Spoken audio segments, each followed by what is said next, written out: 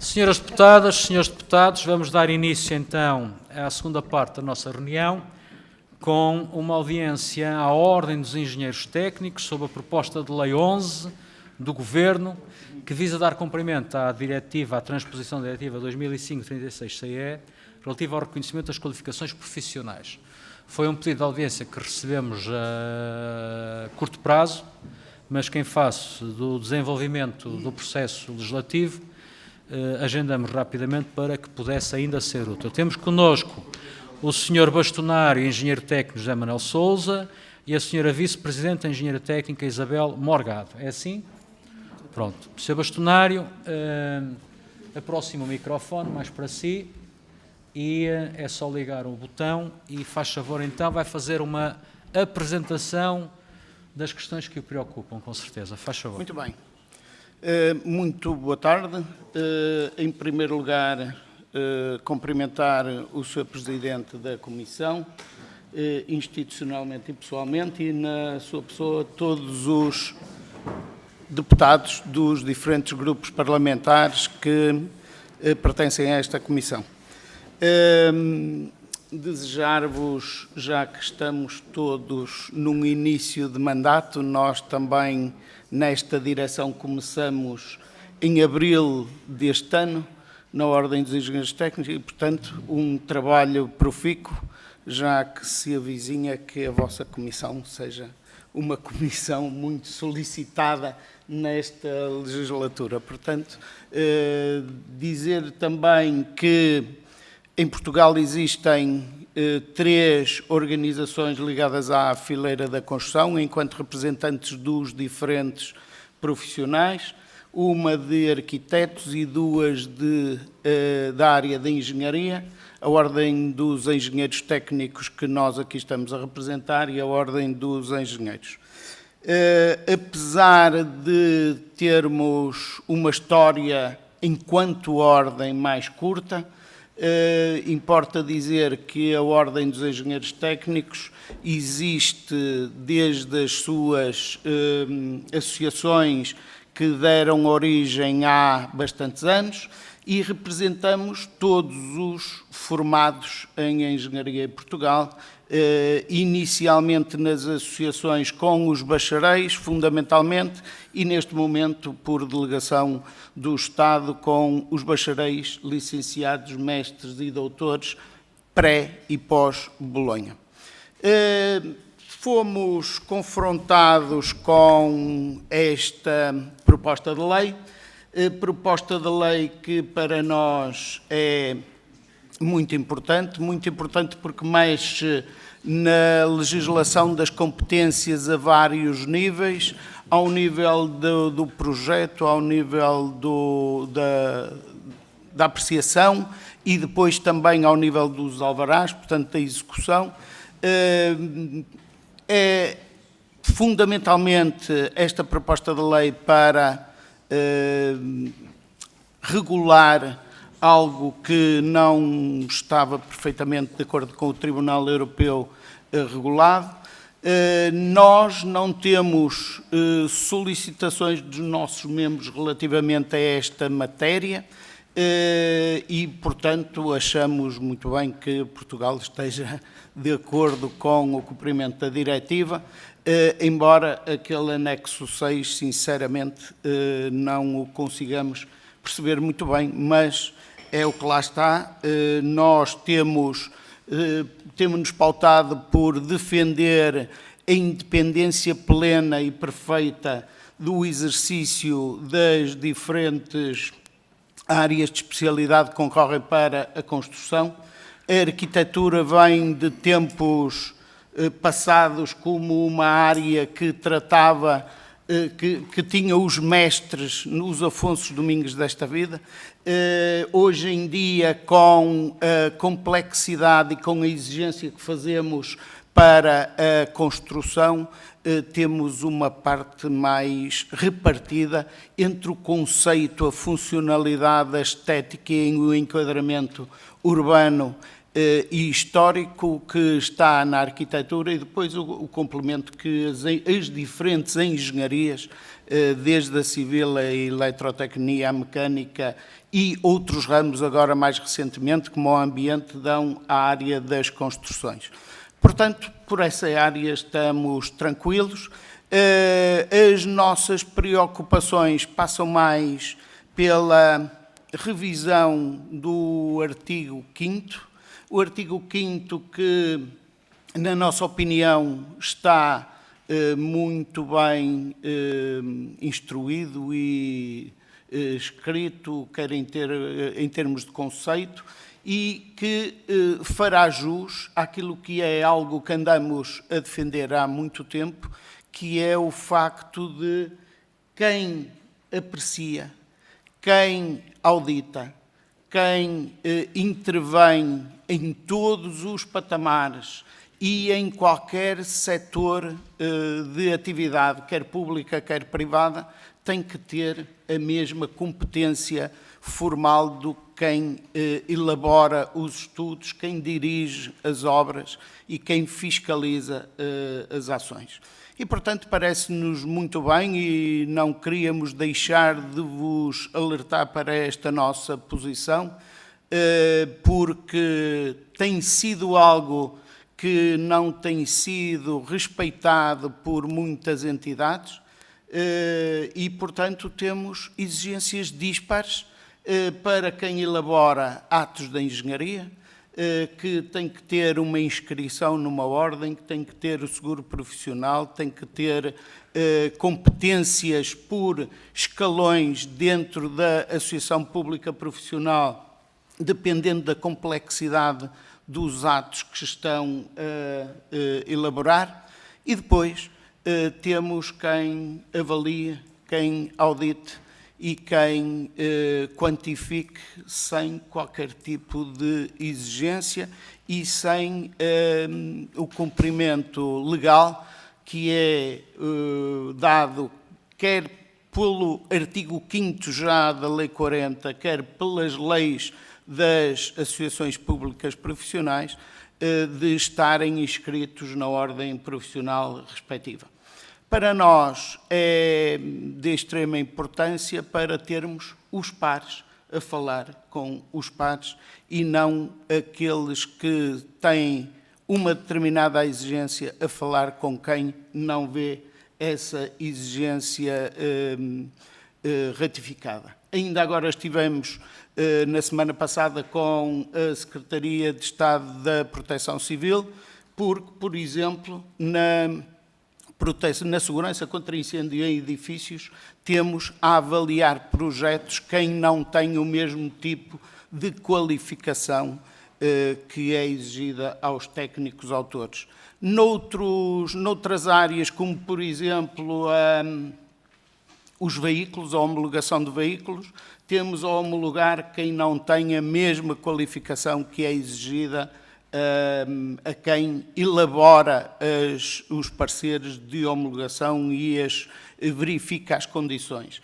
Na construção, nos municípios e, digamos, em abono da verdade, em alguns organismos do Estado, o mesmo se passa e, portanto, acho que está na hora de regularmos de uma só vez e a uma só voz com o reforço deste artigo 5º, que quem audita, quem pratica atos, no nosso caso de engenharia, tenha de ter nas entidades privadas, públicas ou público-privadas, porque passa-se muito isto também fora da esfera central do Estado, mas nas empresas municipais. Portanto, quem elabora algum tipo de ato de engenharia que tenha a mesma competência que é exigida aos técnicos autores para a fazer. Queria ressalvar só algo que vi escrito nos pareceres que estão no site desta comissão. Não são só técnicos de licenciados, mestres ou doutores. Há muitos técnicos nas entidades oficiais e por este país fora que têm como grau de formação o grau de bacharelato. apesar de nós já estarmos com algumas conversas com os órgãos da tutela para tratarmos de uma equivalência formal para o exercício da profissão única e simplesmente do bacharelato primeiro grau pré-Bolonha à licenciatura primeiro grau pós-Bolonha, isso ainda não acontece e, portanto, não podemos trazer para aqui o assunto, temos de trazer como é importante que os graus académicos que existem na esfera das atividades do Estado, ou privadas ou público ou privadas, são do bacharelato ao doutoramento, quer pré, quer pós-Bolonha. E, como estou ali a 15 segundos do tempo que me foi concedido, deixava qualquer resposta a qualquer questão para o fim. Muito obrigado. Muito obrigado, Sr. Bastonário. É mesmo assim. Pergunto aos grupos parlamentares quem se inscreve. Ok. Então, por ordem, o Sr. Deputado do Chega, Carlos Barbosa. Faz favor. Tem 3 minutos, Sr. Deputado. Muito obrigado, Sr. Presidente. Cumprimentar o Sr. Bastonário, o Sr. Engenheiro Técnico José Manuel Sousa, a Sra. Vice-Presidente, a Sra. Engenheira Cristina Cardoso. Isabel Morgado. Peço imensa desculpa. Não, eu estou-lhe a dizer, eu tinha aqui as fotografias, é engraçado que olhei para a fotografia e parecia-me a Sra. Cristina. Peço imensa desculpa. Tenho que ir trocar os óculos. Sr. Deputado, vamos fazer o seguinte, olha, vamos recomeçar outra vez, vou pôr aqui o reset. Faz favor, Sr. Deputado. Muito obrigado. Agora sim, cumprimentar o Sr. Bastonário, o Sr. Engenheiro José Cardoso, a José Manuel Sousa, a Sra. Vice-Presidente Isabel Morgado. Muito obrigado pela vossa participação e por nos virem cá ajudar a esclarecer estas temáticas. A execução isto visa complementar então a transposição da Diretiva de 2005/36 e dar a execução do Acordo do Tribunal de Justiça da União Europeia de 29 de 2024. Esta proposta introduz alterações relevantes na Lei 31 de 2009, nomeadamente no seu artigo 25, passa a reconhecer os direitos adquiridos e determinados dos engenheiros civis para a elaboração de projetos de arquitetura, bem como através da criação do novo anexo 5, com listas de diplomas abrangidos. Este é um tema de forte impacto na regulação da engenharia em Portugal, como também já o referiu, na mobilidade profissional e no equilíbrio entre os diferentes perfis de formação, pelo que importa recolher o vosso contributo. Em primeiro lugar, gostaria de colocar a questão sobre considera a vossa ordem que esta proposta de lei assegura que os engenheiros formados em Portugal não ficam em desvantagem face a profissionais de outros Estados-membros no reconhecimento das suas qualificações, identifica riscos de que o reforço dos direitos adquiridos para alguns grupos possa involuntariamente gerar desigualdades entre profissionais com formações distintas, nomeadamente engenheiros técnicos.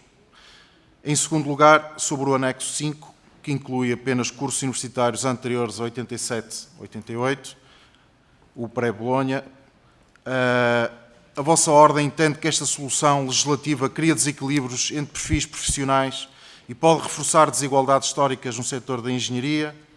Que critérios técnicos considera que deveriam orientar a definição dos direitos adquiridos para garantir maior equidade e coerência com a Diretiva 25/36 da Comunidade Europeia? Em terceiro lugar, quanto ao papel das ordens profissionais no reconhecimento das qualificações, a Ordem dos Engenheiros Técnicos considera que a proposta de lei confere às ordens um grau que poderá comprometer a transparência e a previsibilidade exigidas pela Diretiva e, por outro lado, que garantias legais considera imprescindíveis para evitar que mecanismos compensatórios como provas ou estágios sejam aplicados de formas excessivas ou restritivas. Sr. Bastonário, estes contributos é fundamental para garantir que Portugal as obrigações europeias, sem criar novos desequilíbrios no setor, assegurando então a proporcionalidade, segurança jurídica e equidade entre todos os profissionais da engenharia, como já o referiu. Por isso, gostaria de que nos ajudasse a esclarecer estas situações. Muito obrigado. Obrigado, Sr. Deputado. PSD, Sra. Deputada Margarida Saavedra. Muito obrigada, Sr. Presidente, Sr. bastonário da Ordem dos Engenheiros Técnicos, Sra. Vice-Presidente. Muito obrigada, em primeiro lugar, por terem vindo aqui discutir um assunto que, de facto, tem que ser revisto, porquanto vem na sequência da diretiva do Parlamento Europeu e do Conselho do Parlamento Europeu, o de 2005-36, após o qual houve a Lei 31 de 2009 e depois a Lei 25 de 2018. E esta lei, que neste momento está a ser discutida, propõe-se exatamente colmatar algumas questões que não tinham sido devidamente fiscalizadas nesta lei. Eu, do que eu ouvi da sua proposta, e gostava que me explicasse, não me pareceu ser exatamente uma questão ou questionar qualquer artigo em relação à lei, e nomeadamente no que respeita a qualificações obtidas no outro Estado-membro, nem sequer a concorrências equilibradas entre os profissionais nacionais e estrangeiros, nem sequer propostas específicas de alteração a este diploma. O que é que eu deduzi, e peço que corrija se estou errada, que Vossas Excelências questionam? São, ao fim e ao cabo, os quadros da administração pública. Não questionam a prática dos senhores, nem a prática em formação de projetos, de fiscalização de obra, alvarás, mas o que os senhores estão aqui a questionar, ao fim e ao cabo, não é o artigo 5, porque o artigo 5 diz que a administração pública e os donos de obra pública dotam os seus quadros de trabalhadores com qualificações adequadas à apreciação dos projetos. Corrija-me se eu estou mal, o que os senhores reclamam é exatamente este artigo 5 não estar devidamente acreditado nas diferentes câmaras, municípios e órgãos do Estado. E nessa altura parece-me que isto não consta exatamente de uma crítica ao decreto-lei propriamente dito, mas de uma adaptação que a administração pública vai ter que fazer após a publicação deste diploma.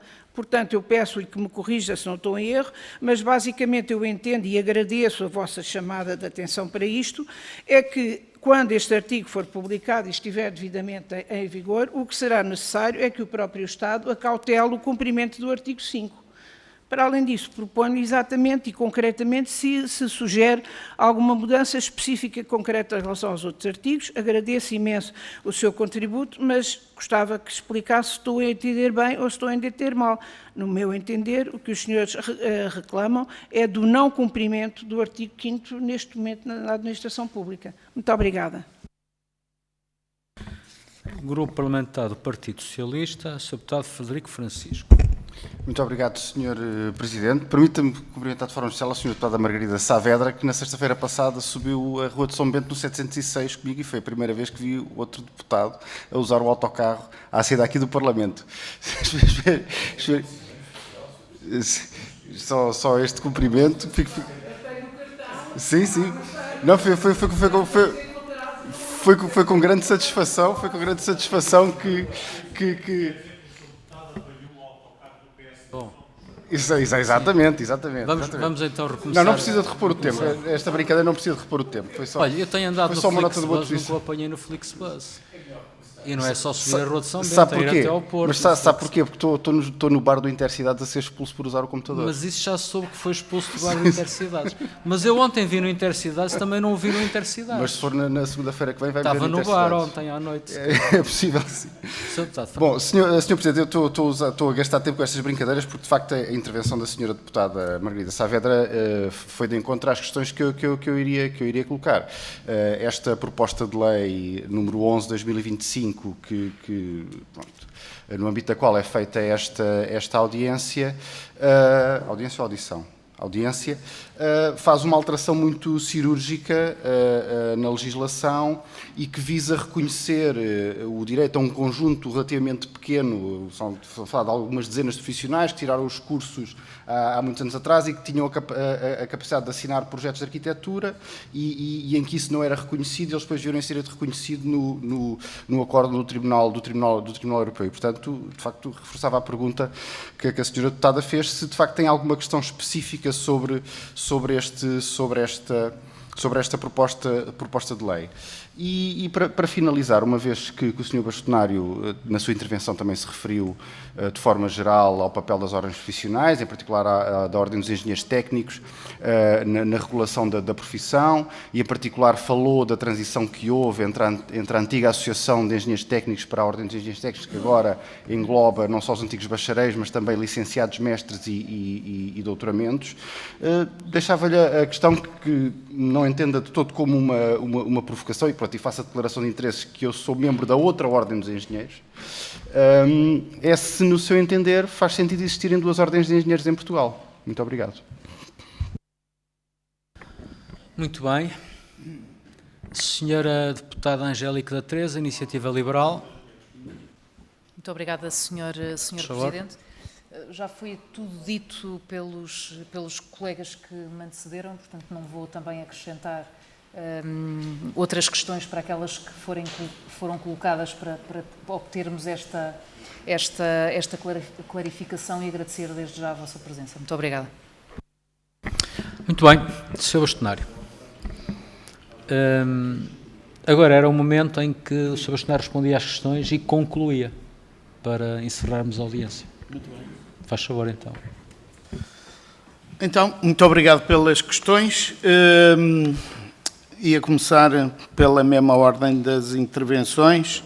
O Sr. Deputado Carlos Barbosa, realmente o artigo 25, como eu penso que tentei ao de leve frisar, é uma alteração que deve ser feita porque não está a cumprir uma diretiva. No entanto, o impacto, como se disse aqui já, não é muito relevante e estamos a pouco tempo de biologicamente o ver resolvido, uma vez que estamos a falar de profissionais que se formaram há uns anos. Desses profissionais que se formaram há uns anos, só aqueles que tiveram as experiências que a diretiva e a proposta da lei diz é que manterão as suas competências, portanto, não me parece muito relevante, muito embora seja importante, não tem um impacto, na nossa opinião, por aí além. Efetivamente, a segunda questão que coloca, a desproporcionalidade relativamente às formações e à profissão de engenheiro técnico, há 4 cursos de engenharia civil que estão citados no anexo 6 da diretiva e os outros não. Não tenho o conhecimento suficiente para lhe dizer porque é que os outros não estão, mas efetivamente havia já em Portugal a essa data muito mais formações em engenharia civil e sim poderá criar aqui uma desigualdade de tratamento relativamente aos que se formaram na mesma data. Se me parece que a sua terceira questão tem algum fundamento em termos da desigualdade de tratamento entre os pré e os pós-Bolonha, parece-me que não. Parece-me que não, porque está perfeitamente definido há bastante tempo que a arquitetura é um ato característico dos arquitetos. Para exercer a arquitetura precisamos ou precisam de ter uma série de formações em áreas específicas de base que os engenheiros não têm. E, portanto, para nós, Ordem dos Engenheiros Técnicos, a arquitetura é muito mais que saber ler umas plantas e saber interpretar uns esquemas que têm todo o valor na autoconstrução, mas não em projetos com envergadura, e daí que achemos que não faz sentido tratar o assunto no pós-Bolonha. Relativamente à discricionariedade das ordens, relativamente ao tratamento dos seus membros, eu concordo com o Sr. Deputado que disse que não há duas ordens de engenheiros. Efetivamente não há. Há uma ordem dos engenheiros e uma ordem dos engenheiros técnicos. Há duas ordens de profissionais de engenharia, tanto assim é que há neste momento aí uma tentativa de canibalizar uma profissão pela outra, isto respondendo já à questão que também colocou, e canibalizar porquê? Canibalizar quando alguém é posto perante uma situação para a qual não foi contactado e do qual não tem discussão prévia sobre o assunto. E, portanto, eu penso que perceberão o que eu quero dizer. Nós estamos e sempre estivemos disponíveis para defender a engenharia em Portugal. A engenharia é cada vez mais, nas suas diferentes áreas, um desígnio para a economia e o desenvolvimento do nosso país. Não há economia de valor acrescentado sem a engenharia. É a engenharia que nos tem permitido ser nota no mundo de todos os desenvolvimentos que são feitos em Portugal e que usamos por todo o planeta. Portanto, na defesa da engenharia, estamos disponíveis para convergir relativamente a opções, estamos disponíveis para encontrar focos comuns, estamos disponíveis para representar a engenharia portuguesa a uma só voz, fora do país, estamos disponíveis para encontrar pontos que nos levem a uma convergência natural com respeito, com credibilidade e não outro tipo de atitudes que vemos por aí tomadas. Senhora deputada Margarida Saavedra, efetivamente tem razão. Apesar de nós não considerarmos relevante pelos motivos que já expliquei, é importante e, portanto, estamos de acordo. Não temos nenhum membro nosso que nos tenha solicitado esta competência e, portanto, estarão eventualmente na outra ordem de profissionais da engenharia, eu estou a corrigir, Sr. Deputado, eu estou a corrigir, de profissionais da engenharia, dado que eu desde 1999 que defendo que a engenharia é para os engenheiros e a arquitetura tem profissionais de grande valor e com formação específica para o efeito. Mais uma vez, o referir-me ao termo engenheiros era profissionais da engenharia, peço desculpa pela imprecisão, mas percebeu com certeza. Não queremos questionar as competências dos quadros da função pública.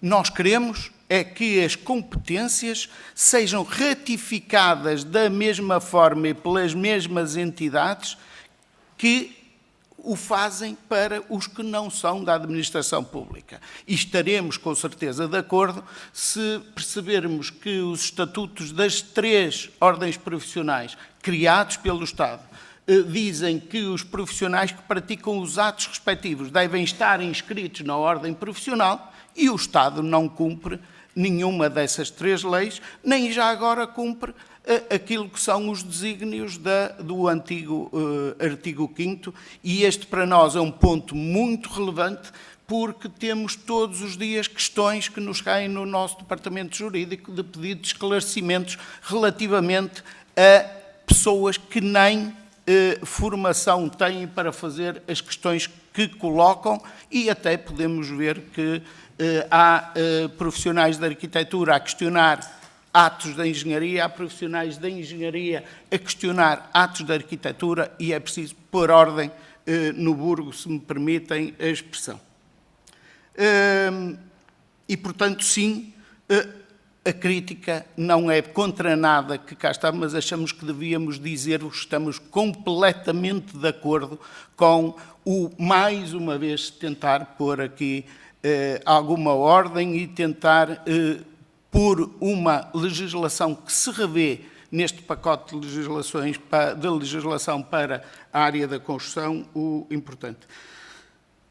Sr. Deputado Frederico Francisco, eu penso que já respondi, não Eu perdi umas eleições já em 1999 por defender que a arquitetura era para os arquitetos e a engenharia era para os profissionais da engenharia, já me corrigi, e, portanto, é esta a nossa posição de sempre, muito embora perceba que é preciso estar de acordo com as leis da Comunidade Europeia. Muito obrigado. Sr. Bastonário, foi um prazer tê-lo aqui, mantemos à disposição. Como vê, não é difícil falar com a Comissão. Senhores deputados, vamos fazer um pequeno intervalo de 10 minutos para depois prosseguirmos com os nossos trabalhos. Muito obrigado.